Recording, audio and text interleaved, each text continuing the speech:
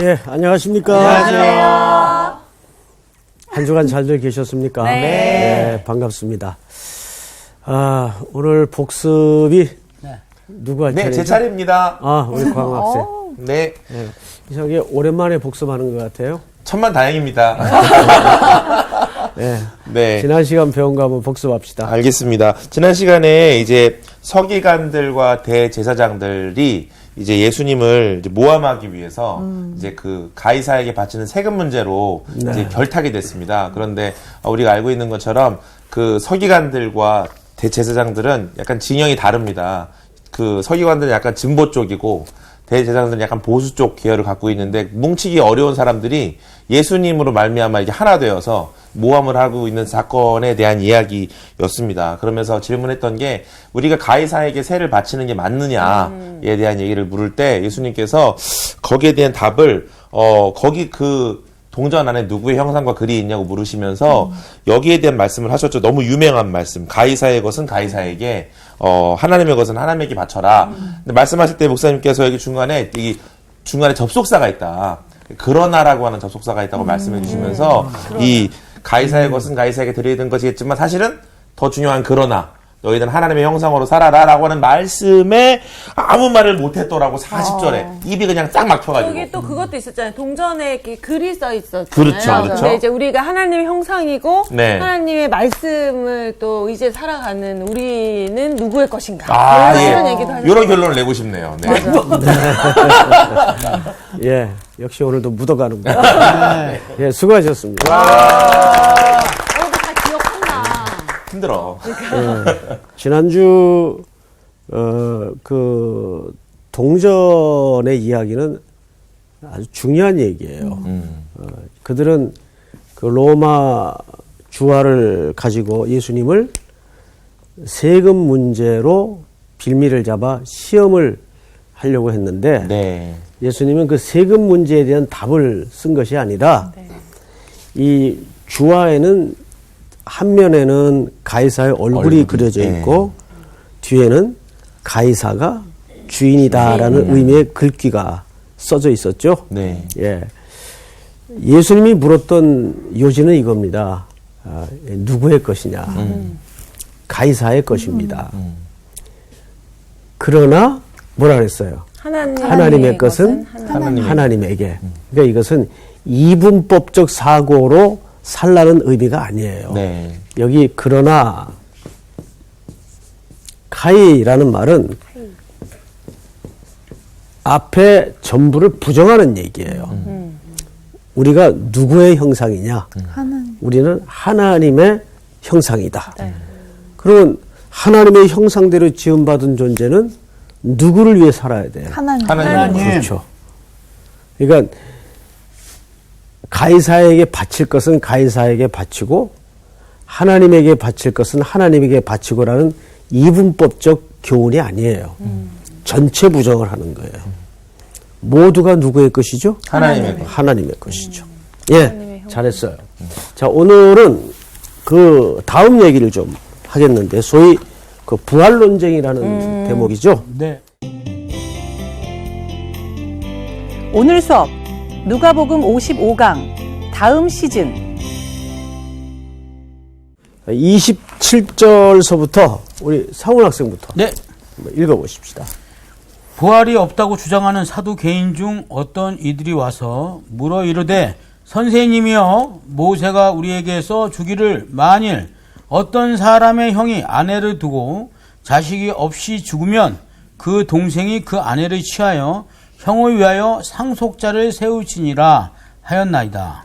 그런데 7형제가 있었는데 마지가 아내를 취하였다가 자식이 없이 죽고 그 둘째와 셋째가 그를 취하고 7이 다 그와 같이 자식이 없이 죽고 그 후에 여자도 죽었나이다. 7이 다 그를 아내로 취하였으니 부활 때에 그 중에 누구의 아내가 되리이까?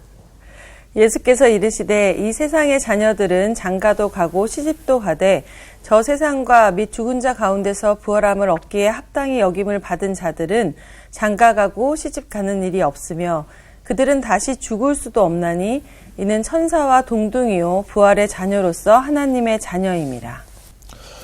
죽은 자가 살아난다는 것은 모세도 가시나무 떨기에 관한 글에서 주를 아브라함의 하나님이요 이삭의 하나님이요 야곱의 하나님이시라 칭하였나니 하나님은 죽은 자의 하나님이 아니요 살아있는 자의 하나님이시라. 하나님에게는 모든 사람이 살아있느니라 하시니 서기관 중 어떤 이들이 말하되 선생님 잘 말씀하셨나이다 하니 그들은 아무것도 감히 더 물을 수 없음이더라. 아멘. 네, 여기까지. 예, 수고하셨습니다. 여러분, 오늘 이 내용을 보통 일반적으로 어떤 교훈으로 이해를 갖고 계셨습니까? 부활. 이 내용은 많이들 들었죠. 네. 예, 이제 부활에 관한 가르침으로 이제 이해를 갖고 계시죠. 예, 부활의 내용이 들어있는 거는 맞아요. 그런데 항상 성경의 교육이든지 일반 교육이든지 그 교육에 뭐가 중요하냐면 목적, 골이 중요합니다. 그 교육의 목적이 뭐냐. 그래서 성경에서 우리가 이렇게 착시 현상을 일으키는 경우가 많은데 부활의 내용을 말하는 것 같지만 사실은 부활의 내용을 빌미로 예수님은 다른 얘기를 하고 있다는 것을 놓쳐서는 안 돼요. 네. 그리고 또 하나는 이 내용을 질문한 사람들이 누구예요? 사두개인. 네. 그렇죠. 사두개인들. 사두개인들이에요.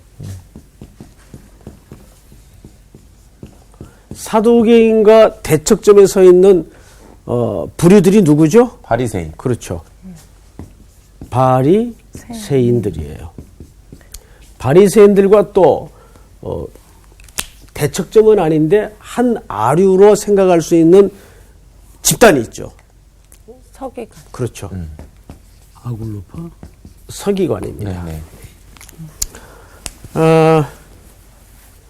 이 두 집단은 상당히 비슷한 그 세계관을 가지고 있고 전혀 다른 또 신학관을 갖고 있는 사람들이 이 사두개인인데 이 사두개인과 바리새인과 서기관들의 특징을 좀 알아야 돼요.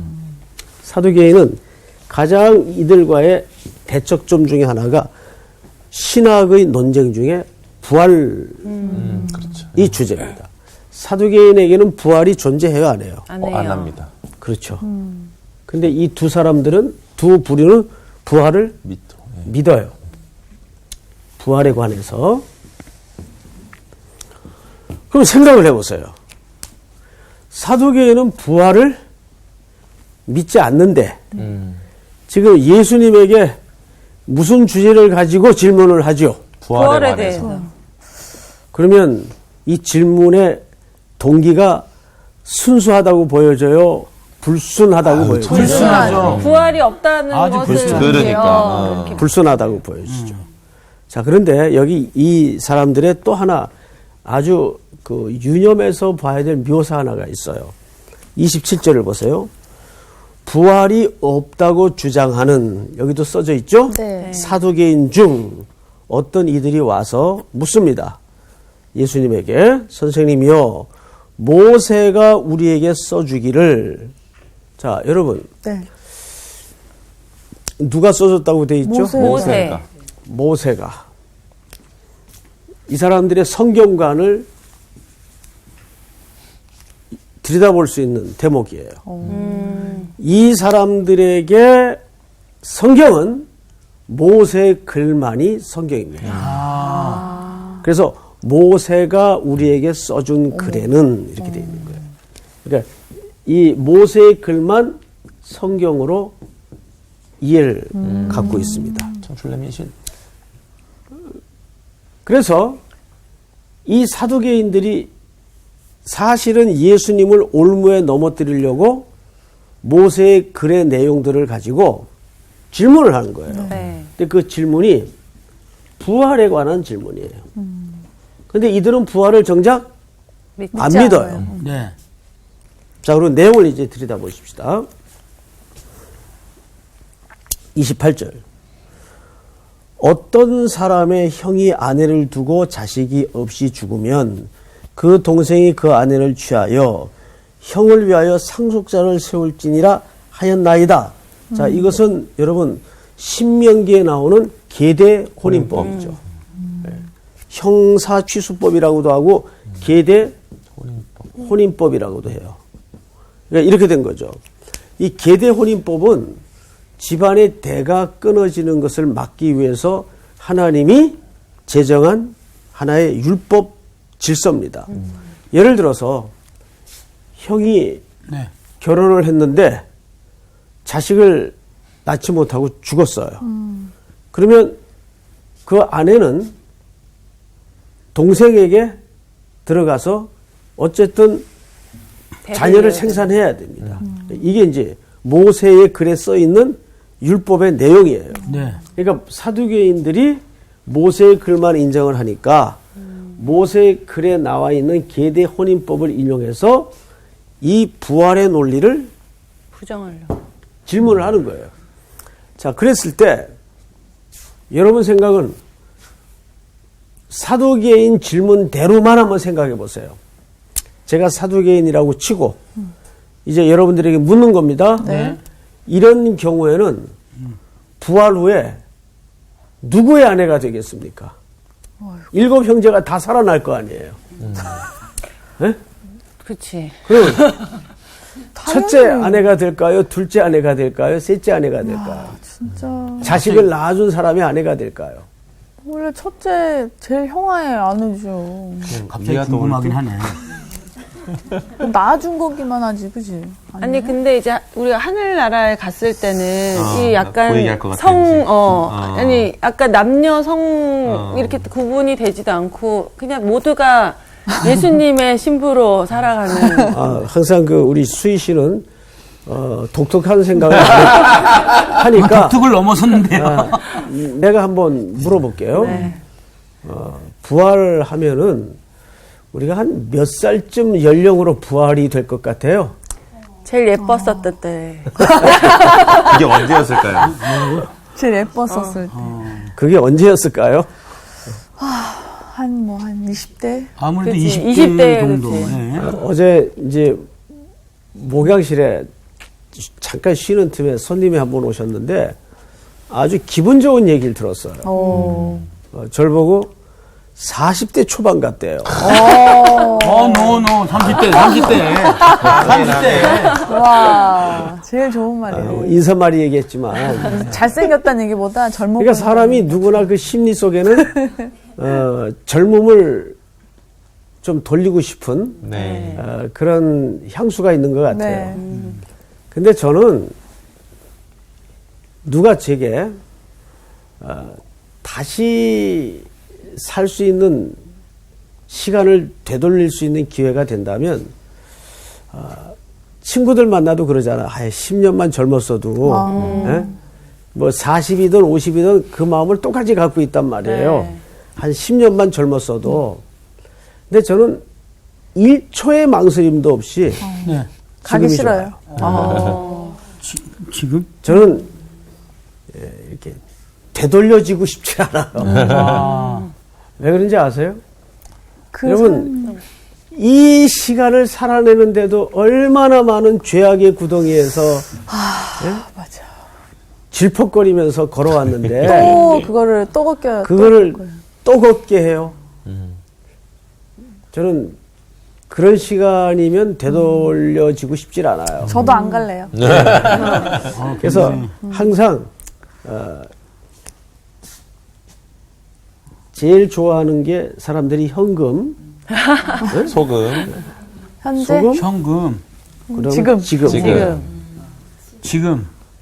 지금이 제일 좋아요. 없네? 황금도 있을 자, 수 제가 있죠. 이제 여담을 했지만 과연 어떤 모습으로 부활이 될까? 그거는 우리가 경험하지 않은 시간이기 때문에 전혀 모르겠어요. 정답이라는 것은 존재할 수가 없어요. 그렇죠? 네. 그래서 우리가 이 본문을 읽다가 그런 망상의 세계로 빠질 수 있는 위험이 굉장히 많아요. 네. 사실 누구의 아내가 되는 게 옳으냐라는 이 사두개인의 질문의 도구마에 우리도 빠진다. 맞아. 네. 이건 그런 것을 위한 본문이 아니에요. 그러면 이 본문이 정말 말하고 싶은 방향은 무엇인가를 한번 보십시다. 30절을 보세요. 그 둘째와 셋째가 그를 취하고 일곱이 다 그와 같이 자식이 없이 죽고 그 후에 여자도 죽었나이다. 일곱이 다 그를 아내로 취하였으니 부활 때에 그 중에 누구의 아내가 되리까? 이것은 이 사두개인이 정말 궁금해서 물은 게 아니에요. 네. 뭐의 허구를 고발하기 위한 걸까요? 부활. 그렇죠. 부활의 논리가 얼마나 허구냐. 그래서 사두개인은 그 당시에는 조금 이렇게 진보 진영이었어요. 신문물을 받아들이고 로마 정부와 결탁을 해서 그냥 한 세상 그럭저럭 타협하면서 살아가던 이런 집단이었습니다. 그러다 보니까 아이, 세상에 부활이 어딨냐 해서 모세의 글을 믿지만 사두개인은 이 모세의 글을 이용해서 부활의 허구성을 공박하고자 하는데 의도가 있었던 거예요. 정말 정답을 알고 싶어서 물었던 질문이 아니에요. 네. 자, 이 이야기를 예수님의 답변을 이제 넘어갑니다. 네. 34절 예수께서 이르시되 이 세상의 자녀들은 장가도 가고 시집도 가되 저 세상과 및 죽은 자 가운데서 부활함을 얻기에 합당히 여김을 받은 자들은 장가가고 시집가는 일이 없으며 그들은 다시 죽을 수도 없나니 이는 천사와 동등하며 부활의 자녀로서 하나님의 자녀임이라. 자, 여기에 이제 예수 그리스도의 대답을 잘 보셔야 돼요. 예수님이 쓰신 화법 가운데 무슨 화법이 있는가 하면 이 세상 사람과 저 세상. 저 세상 사람들을 표현했어요. 네. 그래야 안 그래요? 네. 자, 그럼 이 세상 사람들은 삶의 패턴이 어때요? 시집가고 장가가고 먹고 마시고. 네. 늙어가고 죽고. 그런데 저 세상 사람들은 어떤 사람들이라는 거예요? 천사와 동등하고. 천사와 동등하다는 것은 천사라는 얘기는 아니죠. 네. 천사와 동등하다는 것은 그 격과 지위를 얘기하는 거지 천사가 된다는 건 아니에요. 네. 자, 그런데 그들의 삶을 어떻게 소개했어요? 장가도 안 가고 시집도 안 가고. 시집도 갈 일이 없다고 하셨어요. 이게 새로운 관계가 된다는 거예요. 저 나라에서는 다시 누구의 아내가 되고 가끔 가다가 이제 제 아내하고 이제 대화를 장난스럽게 해요. 정말 궁금하더라고요. 네. 여보, 우리 이렇게 각자 살다가 죽을 텐데 이제 부활해서 천국에서 만나면 부부로 안 만나는데 그러면 만날 일이 없을까? 그러니까 아내가 그러더라고요. 난 그래도 예수님한테 한 번만 만나게 해달라고 부탁할 거래요. 네. 보고 싶을 것 같다고. 그런데 그거보다 더 복된 상태로 들어가기 때문에 그런 그리움 같은 것도 없을 것 같아요. 그럴 것 같아요. 맞아. 어떠세요? 아니 거기서 보고 싶어서 막 그리움이 왜냐 생기고 그곳에 가면 슬픔도 없고 눈물도 맞아. 없고 이렇다 그러면 그랬으니까. 그거 어떻게 하겠어요? 마음이 아파서. 그렇게 생각하면은 막 저기 나보다 먼저 가신 뭐 부모님 뭐 그렇죠. 다 만나야 되죠. 네. 보고 싶은. 다 만나지겠죠. 만나긴 앞서간 만날 성도들도 텐데. 다 만나질 텐데 또 우리 어머님도 만날 거고 다 만나질 텐데 그러니까 거기에는 우리가 경험하지 않은 시간들이지만은 새로운 관계로 들어가는 거예요. 그러니까 시집 가는 일도 없고 장가 가는 일도 없고 그런 관계로 들어가는 거죠. 다 형제 자매. 다 형제 그렇죠. 자매 친구처럼. 우리는 그저 신랑이신 그리스도와 신부로서의 삶만 남는 거예요. 그러니까 이 땅에서 부부로 누군가와 만남을 주시고 살게 하시는 것은 그것을 비슷하게나마 경험케 하시는 축복인 것 같아요. 그러니까 우리의 모든 결혼 생활이라는 것은 그래도 약점이 있고 부족하기 때문에 아픔도 겪으면서 서로 상처도 주면서 살지만 네. 그 나라에서는 우리는 다 형제자매로 만나서 아마 새로운 가족 관계로 들어간다라고 보는 게 맞습니다. 그러니까 예수님께서 여기서 말씀하고 싶은 요지가 그거예요. 이 세상 사람들, 저 세상 사람들. 그러니까 여기서 부활을 얘기한 겁니까?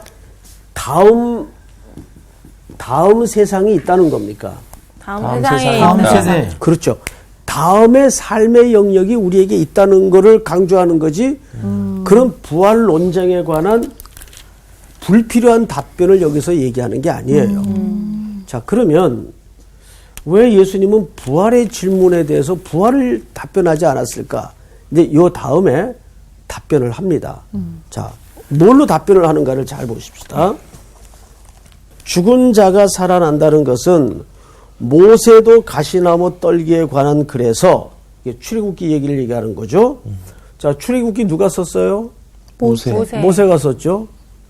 사두개인들은 뭐만 믿어요? 모세의 글만 믿어요.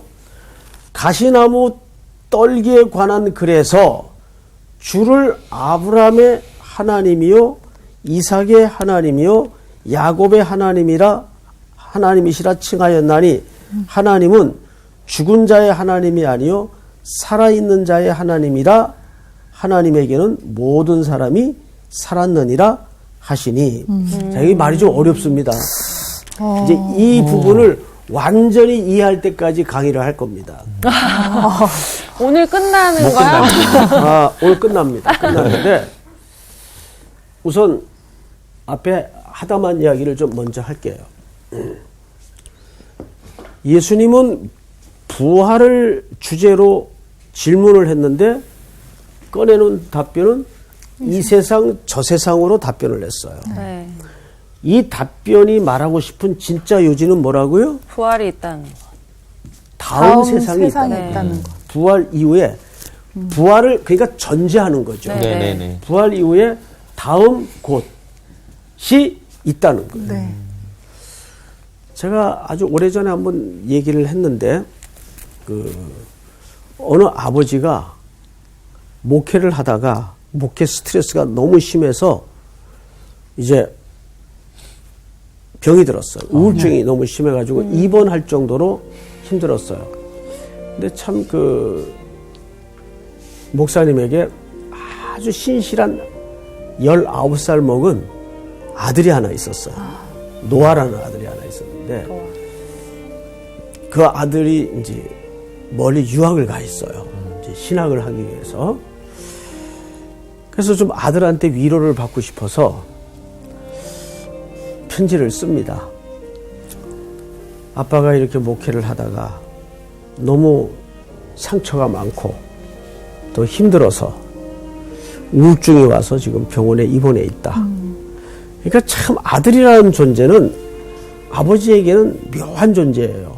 아버지들이 힘들 때 그래도 그 철없는 아들이지만 의지하고 싶은 게 또 아들이란 말이에요. 딸 서운하네요. 아유, 왜 딸도 의지하고 싶죠. 아버지가. 아버지 입장에서는 또 그런 거야. 엄마들은 또 너무 이해가 딸에게 맞아요. 친구처럼 의지가 되죠. 저희 집에서도 보면 저희 와이프는 힘들 때 딸하고 얘기를 많이 해요. 딸하고 친구처럼. 이제 최근에 딸이 한 몇 달 좀 쉼을 가지려고 일을 그만두고 집에서 한 석 달 쉬었어요. 자기 인생의 최고로 행복한 시간이었대요. 엄마가. 딸이 아니라. 그동안 이제 밀렸던 좀 남편하고도 얘기하지 못했던 전 노상 집이 없으니까 이렇게 대화하고 같이 둘이 여행도 다니고 그래서 너무 서로가 힐링이 좋으셨겠다. 됐다라는 고백을 하더라고요. 마치 그런 거예요. 그러니까 아들한테 이제 편지를 보낸 거예요. 근데 아들이 편지를 딱 바꾸서 진짜 거짓말 조금도 안 보태고 딱 한 줄 답변을 보냈어요. 하나님께서 다음 시즌을 준비하고 계시는 것 같습니다. 하나님께서 다음 시즌을 준비하고 계시는 것 같습니다. 그러니까 이 부자지간은 둘 다 야구 광이에요. 야구라는 건 그렇잖아요. 동절기에는 이제 시즌을 위해서 준비하잖아요. 네, 다음 시즌을 위해서. 그 준비 기간이 얼마나 혹독해요. 막 전지훈련 가서 담금질을 하잖아요. 그리고 막 격렬한 단체훈련을 시키죠. 아마도 아빠의 그 환란을 그런 관점에서 아들은 이해했던 것 같아요. 이 진짜 대단하다. 딱 한 줄 답변. 하나님께서 아빠를 위해 다음 시즌을 준비하는 것 같아요. 여러변이랑 한 39 된 것 같은데. 그러니까 대단한 친구죠. 19살짜리인데. 이제 그 친구는 평생 이제 음악을 통해서 하나님께 영광을 돌리려고 아주 그 CCM을 전공 훌륭한 친구네. 후배네, 우리 후배. 호주에서 지금 공부하고 있는 친구인데, 제가 아주 그 얘기를 듣고 가슴에 한 대 맞은 것 같더라고요. 그 우리도 항상 뭐가 있다는 걸 생각하고 살아야 될까요? 다음 시즌. 우리에게도 다음 시즌이 있다. 네.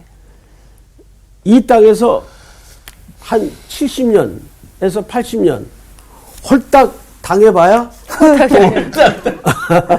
너무 홀딱 당해봐야 우리에게 다음 시즌이 있어요. 있다. 있다.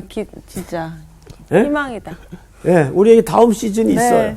예, 그 친구의 말처럼. 자, 예수님은 부활을 전제로 우리에게 다음 곳이 있음을 설명하고 싶었던 거예요. 그런데 이어서 예수님이 모세의 글을 인용합니다. 네. 모세의 글을 인용해요. 이것이 출애굽기의 가시떨기 나무의 이야기예요. 근데 거기에서 아브라함의 하나님, 이삭의 하나님, 야곱의 하나님이라는 표현을 쓰죠. 네. 자, 그 부분을 다시 한번 읽어볼까요? 네.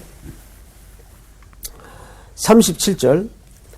죽은 자가 살아난다는 것은 모세도 가시나무 떨기에 관한 글에서 주를 아브라함의 하나님, 이삭의 하나님, 야곱의 하나님이시라 칭하였나니. 자, 여러분. 이걸 누가 이렇게 불렀다고요?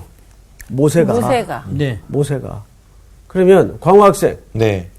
아까 복습 잘 하셨는데 아브라함의 하나님, 이삭의 하나님, 야곱의 하나님이라는 이 표현은 네. 뭘 얘기하고 싶은지 틀려도 좋으니까 생각나는 대로 답변해 보세요. 어렵습니다. 제 생각에는요, 이 사두개인들이 모세의 글만 믿는다고 했잖아요. 근데 모세가 이렇게 얘기했잖아요. 그러니까 이거는 믿고 있는 거잖아요. 그렇지. 근데 이분 사두개인들이 또 하나님도 오케이, 믿잖아. 오케이. 또 하나님이 여기 다음에 예수님이 하나님은 죽은 자의 하나님이 아니라 살아계신 자의 하나님이면 아브라함의 하나님, 이삭의 하나님, 야곱의 하나님은 이들도 살아있는 거라는 거를 전제로 얘기를 하는 거잖아요. 바로 그거예요. 그러니까 이분들이 지금 부활에 살아있다. 아, 바로 이겁니까? 바로 저거예요. 아, 다른 답을 이거지. 생각하고 있었어요. 너무 훌륭해. 우리 누나. 와. 이제 더 나가면 오답이 나올 것 같아요. 알았습니다. 네, 끊었어요. 네. 자, 무슨 얘기냐면 지금 수희 학생이 얘기한 게 정확하게 그 얘기를 하는 거예요. 아브라함의 하나님이라는 말은 하나님에 관해서 얘기를 하는 게 아니라 아브라함이 지금도 살아있다는 걸 얘기해요. 네네네. 무슨 말인지 알겠어요? 네. 아브라함은 죽은 자가 아니잖아요. 네. 네. 그는 부활의 약속을 붙들고 살아있는 존재라는 거예요. 네. 누구도, 이삭도, 야곱. 누구도, 야곱도, 누구도, 많은 믿음의 선조들도. 네. 그 약속 안에 죽은 자들은 죽었으나 살아있는 자들이라는 거예요. 무슨 말인지 알겠어요? 네. 예. 그렇다면 이들이 모세의 글을 가지고 부활에 관해서 부활의 허구를 무너뜨리기 위해서 공격했단 말이에요. 예수님을. 근데 예수님 다시 모세의 글로 반격을 그렇지. 딱 하신 거구나. 무슨 말인지 알겠죠? 네, 네. 근데 예수님이 지금 모세의 그 글을 통해서 그 글의 내용을 인용을 하는 거예요. 근데 그 모세의 글의 내용을 보니까 아브라함도 살아있고 이삭도 살아있고 야곱도 살아있고. 그리고 그게 무슨 신학이에요? 부활 신학 아니에요? 네. 그 이제 바리새인들 반응을 좀 보십시다. 네. 서기관. 서기관 중 어떤 사람이 말하되 선생님 잘 말씀하셨나이다 하니 그들은 아무것도 감히 더 물을 수 없습니다. 여기 그들은 누구예요? 사두개인. 네. 사두개인들. 사두개인. 사두개인들. 자, 여기 이제 진짜 반전이 일어나요. 네? 자, 보세요. 진짜요? 사두개인들은 네. 아무 말도 못했어요. 네. 네. 그러면 말문이 막혔다는 거 아니에요. 네. 자기들이 부활이 없다고 지금 극구 주장하고 설명하고 알고 있던 내용들이 지금 무너지고 있는 순간이에요. 네. 그렇죠. 그러니까 아무 말을 못했어요. 네. 이게 뭐지? 뭐 소위 이렇게 된 거예요. 네, 네. 예? 그런데 요 틈새로 끼어든 존재가 하나 있었어요. 누구예요? 서기관들. 서기관이지. 갑자기 끼어들었어요. 그래서 서기관 예수님 편을 들고 있는. 예수님 선생님 잘 잘 얘기하셨습니다. 예수님 잘 말씀하셨습니다. 어. 이게 뭘까? 왜 그랬지? 아, 잘 말씀하셨어요. 왜냐하면 서기관은 반대파니까. 서기관들은 부활이 있다고 이해하는 사람들이 없다고 이해하는 사람들. 있다고 얘기하는. 그렇지. 네. 그러니까 통쾌한 거지. 과연 그럴까? 궁금해. 여러분 네. 성경을 잘 보세요. 잘 말씀. 45절을 보시면 45절? 모든 백성이 들을 때 예수께서 그 제자들에게 이르시되 긴 옷을 입고 다니는 것을 원하며 시장에서 문안받는 곳과 회당의 높은 자리와 잔치 윗자리를 좋아하는 누구를 상가라. 서기관들. 어머야. 예, 반전이 있다 그랬어요, 없다 그랬어요? 반전이 있다 그랬잖아요. 그 서기관들이 끼어들어서 예수님 맞습니다 이렇게 얘기했단 말이에요. 그러면은 이거 받기 위한 거지. 자기네들이. 부활을 믿는 사람들인데 네. 네. 그리고 그 부활 신학에도 동의를 하는 사람들인데 네. 예수님이 그 동의에 칭찬 한마디 없어요. 네. 그 오히려 45절에 보니까 상가라. 요런 인간들을 조심해라. 근데 요런 인간들이 어떻게 삶을 사는 인간들이에요? 사람들 가부의 칭송받고 뭐 이렇게 자기 욕심을 먼저 채우고. 뭐 높은 그거는 자리. 이 세상에 초점을 맞춘 삶입니까? 저 세상에 초점을 맞춘 삶입니까? 세상에. 세상에. 초점을 맞춘. 그렇죠. 아, 맞습니다 해놓고 이 세상에서 그렇게 살고 있구나. 그게 문제예요. 네. 자, 반성이 되네. 수희 학생 네. 마무리 마저 해봐요. 제가요? 내가 질문을 할 테니까. 네. 너나밖에 없어. 아니, 뭐야. 모르고 그렇게 못 산 거하고 네. 알고 그렇게 못 산 거하고 어느 놈이 나쁜 거야? 아하, 이거 참 부자예요, 부자. 알고 못 산 게 부자놈. 참 저기 나쁜 얘기하기 거지. 저희도 참 그러네, 부끄럽습니다만 거시기하네요. 네. 알고 이게 반전이에요. 네. 아, 그러네요. 뭔 소리인지 알겠어요? 네. 서기관 같이 살고 있었네요. 그러니까 사두개인들은 부활이 없다고 생각하는 사람들이니까 이 땅에 더 초점 어차피 맞추고 이 사는 땅에 거구나. 집착해서 산 게 맞아. 네. 그런데 서기관은 맞습니다. 거기 누구의 모습이 어른거리죠? 우리의 모습이. 우리의 모습. 그렇다, 진짜. 말로는 그래. 말로는 부활이 있어. 네. 말로는 늘 저 세상을 바라보고 살아. 그런데 입만 살아가지고. 생활은 그렇게 안 살거든. 맞아요. 이게 문제라는 거예요. 이제 이해가 돼? 네. 이 본문이 말하고 싶은 게, 자, 여기에 이렇게 끝나면 안 돼요. 이제 정리를 좀 해야 돼요. 다시 정리합니다. 네. 네. 자, 일곱 여기까지 남편이 문제가 광호 학생 네. 이해돼요, 안 돼요? 네, 네. 이해되죠? 네. 네. 자, 그러니까 예수님은 여기서 부활 논쟁으로 시비를 건 사두개인들에게 부활을 설명한 겁니까? 아니란 말이죠. 네. 부활을 설명한 게 아니라 부활의 삶이 뭐냐? 부활을 붙들고 사는 삶이 뭐냐? 그거를 설명하면서 동시에 여기 또 하나 이제 결론은 뭐냐 하면 사두개인들이 한마디를 못했다는 것은 모세의 글에 관한 해석의 최종적 권위가 누구에게 있다는 뜻입니까? 하나님. 그리스도께 있다는 뜻이죠. 그렇죠, 그리스도. 지금 모세의 글을 최종적으로 해석하신 분이 누구예요? 그리스도. 그리스도. 그리스도. 예수님. 그리고 모세의 글을 당연히 누구의 말씀으로 인정을 하는 결과가 되죠? 예수님. 하나님의 말씀을 인정하는 예수님도 그 모세의 글을 인용해서 말씀을 했습니까? 안 했습니까? 했습니다. 그럼 당연히 그 말씀도 하나님의 말씀이에요. 네. 네. 그런데 그 하나님의 말씀을 빙자해서 사두개인들은 부활이 없다고 덧출러 왔던 거예요. 아이고. 그 질문을 만들어서. 사실 그런 케이스가 실제 있었다는 말이 아니라 부활의 허구를 깨기 위해서 사두개인들이 그 계대 혼인법이라는 법률의 구조를 이용해서 이야기를 만든 거예요. 네. 근데 예수님이 그 이야기에 답변할 이유가 없죠. 그리고는 예수님의 꺼내놓은 대답은 이 세상, 저 세상으로 구분을 합니다. 이 세상의 모든 가치관을 두고 사는 사람의 삶과 저 세상을 향한 삶의 발걸음과 어떻게 차이가 있어야 되며 동시에 부활에 관한 이야기는 뭘로 못 박았죠? 모세의 글에 모세의 글에 뭐라 그랬어요?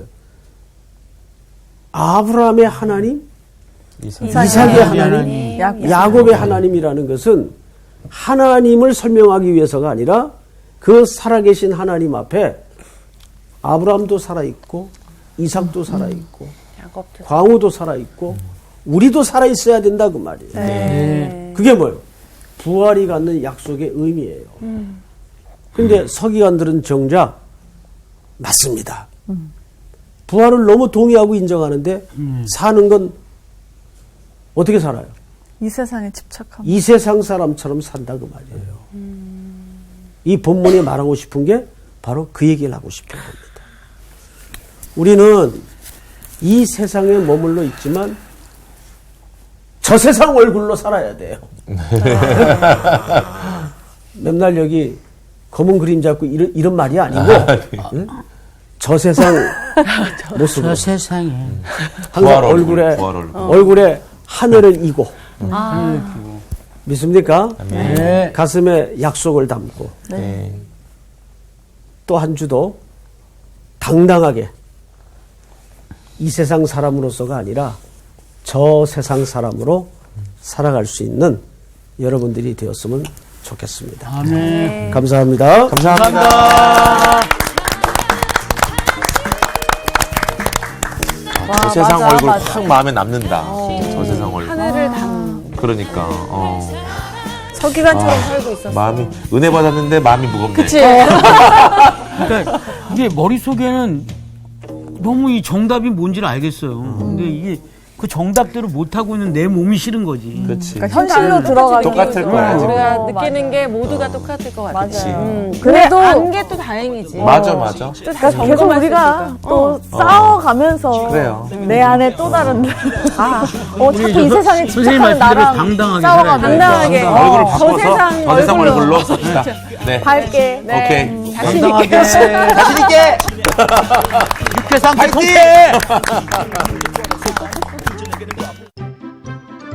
이번 주 퀴즈입니다. 전도서에서 주권자가 분을 일으킬 때 자리를 떠나지 말고 큰 허물을 용서받을 수 있는 방법은 무엇일까요? 1번 지혜, 2번 공손함, 3번 지식, 정답을 아시는 분은 CBS 성서학당 홈페이지에 정답을 올려주시거나 우편으로 보내주시면 됩니다. 선정되신 분들에게는 대한성서공회에서 발간한 성경 통독을 위한 최고의 자습서 성경 2.0, 세상을 바꾸는 복음 매거진 크리스채너티 투데이 1년 정기 구독권, 성서학당 선생님들의 저서 중 하나를 드립니다.